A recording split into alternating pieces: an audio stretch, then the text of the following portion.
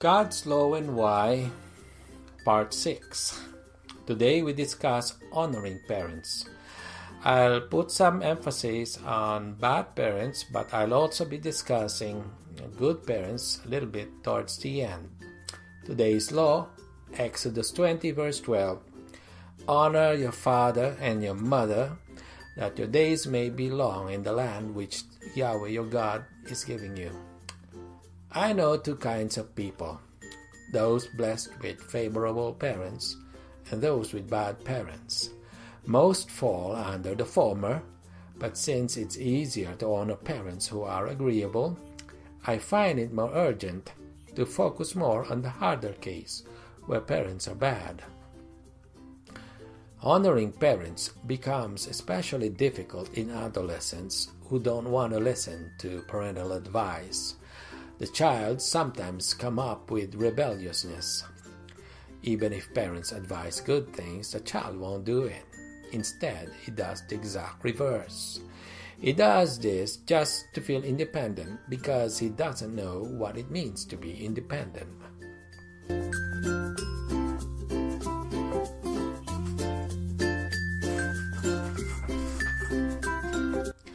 So, inasmuch as there are bad parents, there are also bad kids.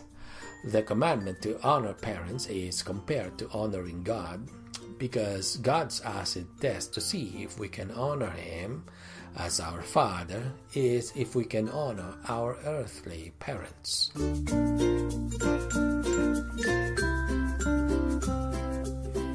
Honoring our parents does not only involve nurturing a healthy respect for them. It also means being obedient to them for as long as their commands are not sins against God. In the extremely rare case where their command is a violation of God's law, such as for example when a father is attempting to have sexual relations with a daughter, then to honor them consists in refusing to let them do such dishonorable or sinful things through us. This we do by declining such immoral commands firmly and permanently.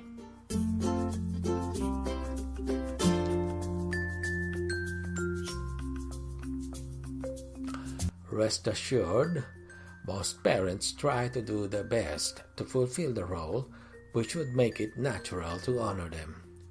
Nevertheless, situations exist that sometimes require of oneself tremendous effort to honor even good parents.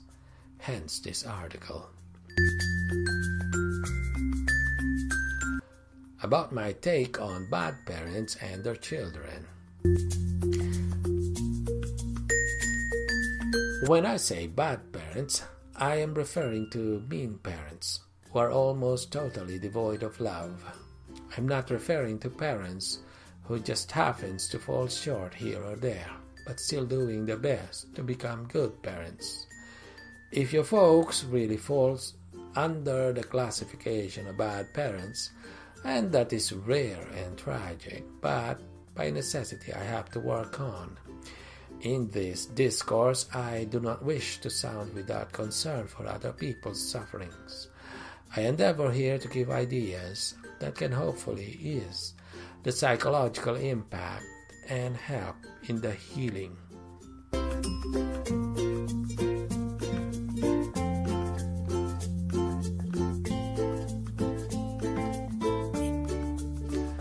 The first reason for this law on the level of consciousness and choice. To have free will requires a very high degree of consciousness. Otherwise, people are directed by compulsion, driven by social conditionings and bundle of habits as planes cruising via autopilot program. Destructive parents can be thought of as crazed by such a program, akin to a computer possessed by a virus. It is an illness. How can you resent someone's illness? How can you expect them to act differently when they are not even there? You might as well resent fig trees for secreting juice.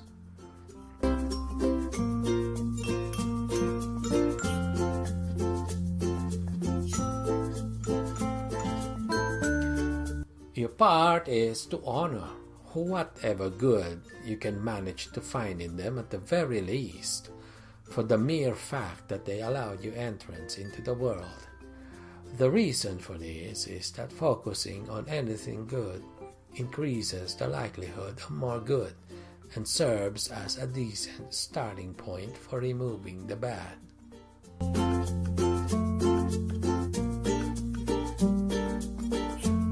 Someone who had it with his parents said, "Life has no freedom, as I was not given the choice whether I wanted to be born into this world or not." I am here to say that every day you think such things, you are deteriorating yourself. If you would keep on degrading yourself, soon your chance at dignity will be gone. Everyone gets just one life, and every day you are a day closer to your own demise.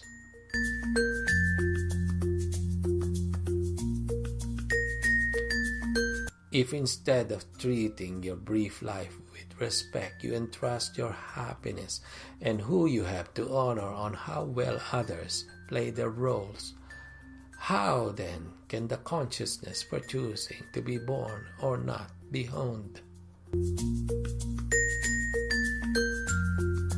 Imagine if you had the power to choose which mother's womb you can enter, and a mother likewise having power to choose which soul can enter her womb.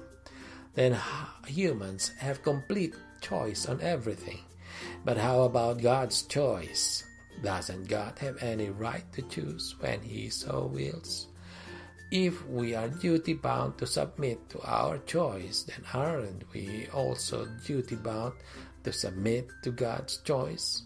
In a way, refusal to honor our parents is a subtle refusal to honor, nay, forgive God's inherent freedom of choice.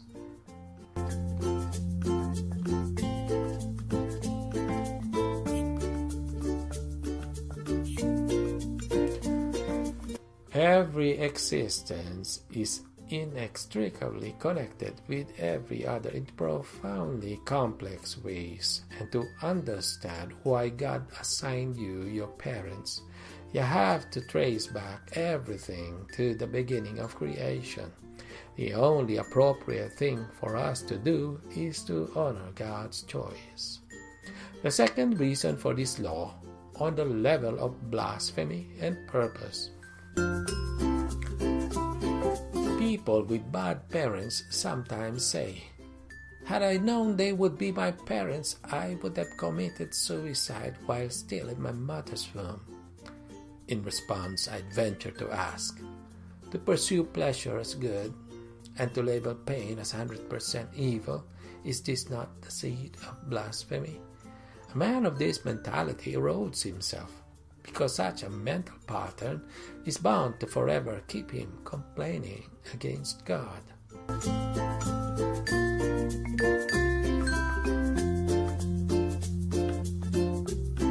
Japan's bombing of Philippines in World War II left my grandma dead, and my mom was just 3 years old. Now, as I look at it, on the surface it seems 100% evil. But had it not happened, I would never have been born. The universe is rational, for nothing happens in it without a reason. Our soul, being part of the universe, should therefore likewise be rational.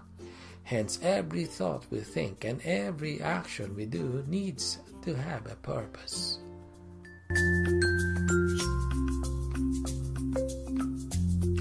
Now, refusal to honor parents is almost certainly a sign of resentment, an unpleasant emotion medically proven capable of poisoning the system of anyone who harbors it. Resentment is rooted on the false perception that you can change the situation by losing your temper, whereas life experience proves no change for the better is possible by forsaking sense and intelligence. Actions and thoughts that dishonor parents, what purpose do they serve? Don't they just work to weaken character and imprison rather than help liberate the soul?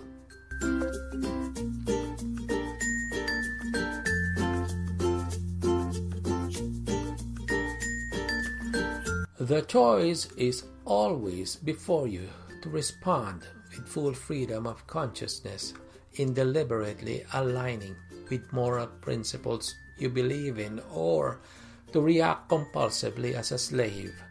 There is a vast difference between the two. If terrible things have happened, your choice could propel you to grow wiser, such that your memory of the past can be empowering or veer towards self-destruction. The third reason for this law on the level of gratitude. Most people honor parents because they are grateful to them in good times and in bad. This is the perfect man, the one we all need to emulate. But a rebellious man in his hour of suffering would start questioning everything. He would say something like this: "What is there in this life for me? I will die, you too will die. Neither you nor I can bring anything beyond the grave, so why should I be grateful to my parents for my life?"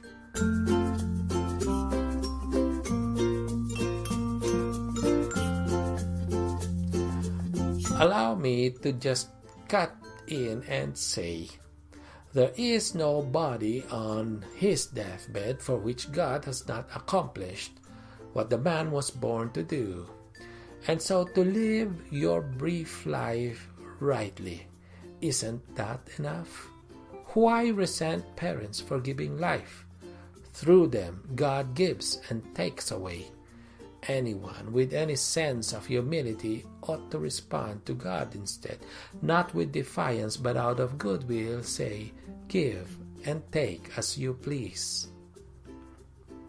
If someone gave you a gift, do you stress and strain trying to find all the imperfections in the gift, or do you look at it satisfied, appreciative of all the good you can find? Let us suppose you were in a lineup of people wanting to play, say, a poker card game. You finally reach the table and soon discover you don't have the money to play and get a shot at the mega box.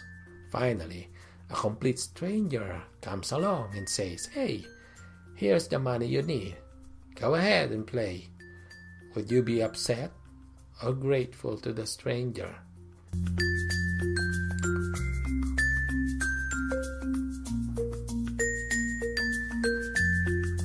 The stranger is your parent, and the card game, which has an ending, is your earthly life. In a poker game, it is not the cards that determine if you'd get the mega box, but how you play your hands.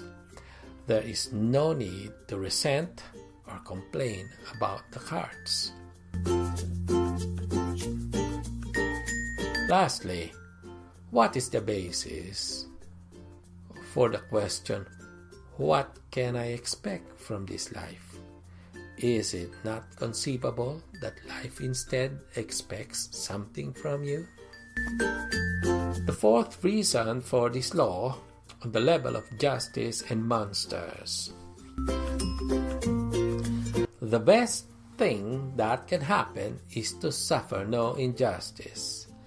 But if injustice proves inevitable, then it is better to suffer injustice than to inflict it. Because when you suffer injustice, someone has hurt what you possess. But when you inflict injustice, you harm your soul, your true self, not just your possession.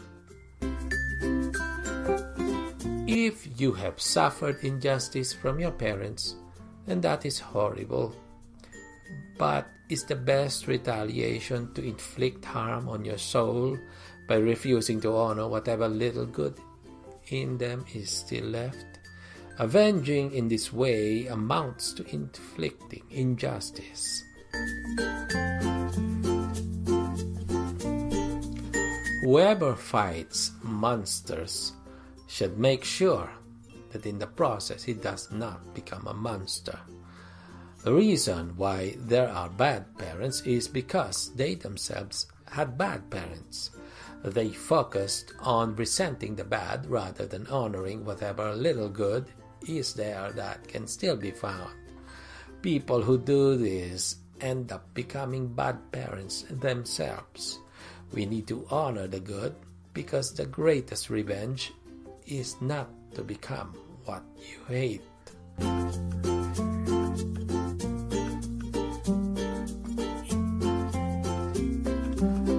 The fifth reason for this law, on the level of visible authority in the real world. What do you think will the world be like if no one honored authority? The entire Ten Commandments and all teachings in the Bible hinge on acceptance of authority. So the whole law becomes meaningless if people refuse to recognize authority.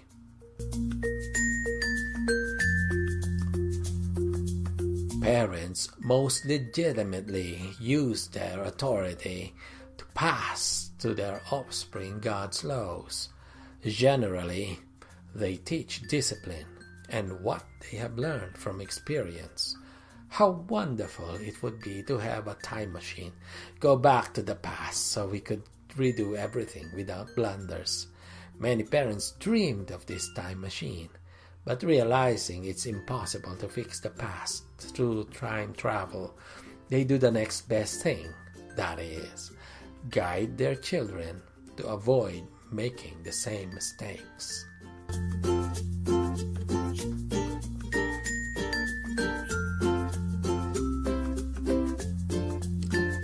You can think of working with parents akin to walking in a sandbox, where you can make mistakes without incurring consequences that are too costly or nearly impossible to reverse. Parents are your friends, but they also at times play the role of managers when they have to orient offsprings with do's and don'ts, sometimes with a carrot, sometimes with a stick. For example, if you disobey them, you lose your TV privileges or you get time off, etc.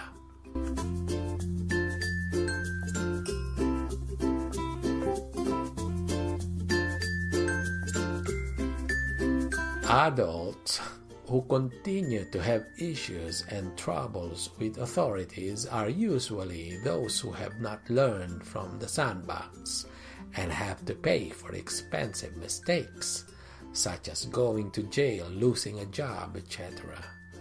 Most importantly, some mistakes are totally impossible to fix, and honoring parents is typically the only way it is avoided. For example, if parents tell their child, "Don't run across the street with speeding cars or you'd be run over," a child can choose to honor or dishonor the command, but what he cannot choose are the consequences. From the perspective of the child, parents are holding them back from doing what they want, but 9 times out of 10, parental advice will make life easier because they have been in the world longer and therefore in a position to guide the child so he can reach his full potential the way eagles train their young to fly. The sixth reason for this law, on the level of idealism. If we take our parents as they really are, we make them worse. But if we take them as they should be, we help make them capable of becoming what they can be. So, if we seem to be idealists in honoring our parents, overestimating them, looking at them that high, we promote them to what they really can be.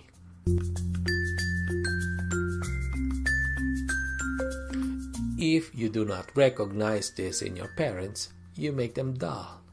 But if you presuppose this in them, that there must be a spark of the one who created them somewhere within themselves, then you will elicit it from them and make them what in principle they are capable of becoming. In a way, we have to be idealists, because only then can we wind up as being the true realists.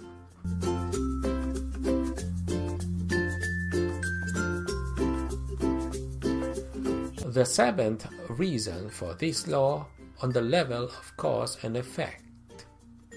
Reward. God's promise of long life for people who keep this law exists, and just for this one reason alone, it is already worth keeping. As far as God's commandment goes, it is our duty to obey this law with or without reward. What a pleasant surprise it is, then, to be rewarded just for doing our job. Everything we are is the result of our own thoughts. If we think honorable and not debased thoughts of someone, we get the results of that. This is particularly important when we realize that the effect is compounded with the frequency of the thoughts, and that our parents form part of the cyclic thoughts psychologists refer to as the self-image. Associating honor with parents will therefore in the long term do us only good.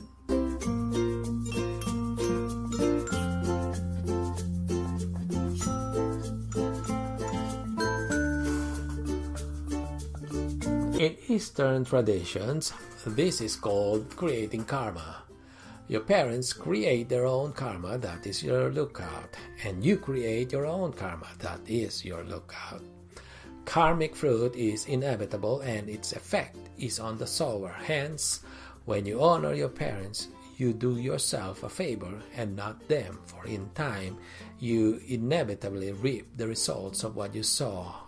If you sow honor, you are sowing good seeds leading to good karma, and this no one can take away from you, for it is the cosmic law of cause and effect. The eighth reason for this law on the level of excellent parents. If kids think of themselves as their parents' employees, always having to follow what they have to say, how about looking at it the other way around? Parents are the employees of their kids.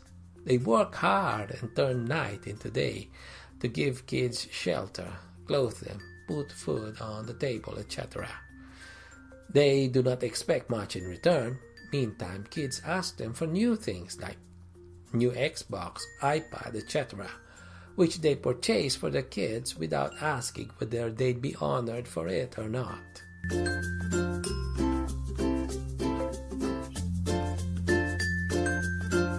Most kids don't completely realize until they become parents themselves that their dads and moms literally went through hell to raise them up.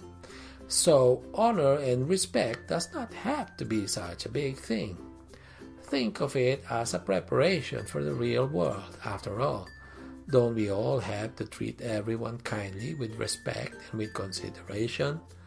Infinitely more important, then, to give honor to excellent parents.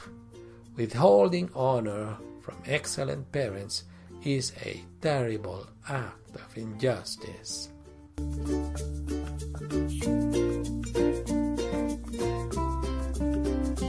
The ninth reason for this law on the level of madness.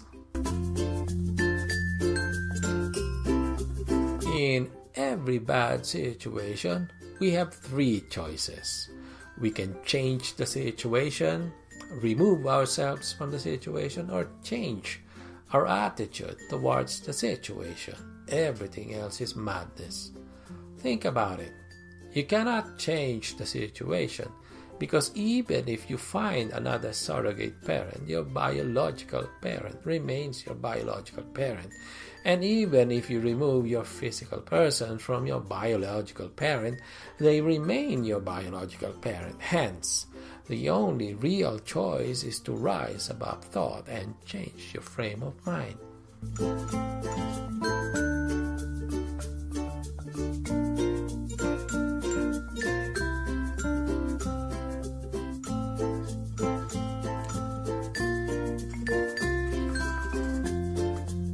You hate the tree and you hate the fruit. The tree is your biological parent, and its fruit is you. Hence, to continue to harbor resentment and to refuse to honor whatever good still remains in them is to take away something from who you are. A few years down the road, they will wake up and repent. But most of such people find it impossible to forgive themselves, even with the victim's forgiveness. Many never muster enough courage to ask forgiveness. They will more likely die ahead of you, and to carry the pain to their grave. Is this not enough?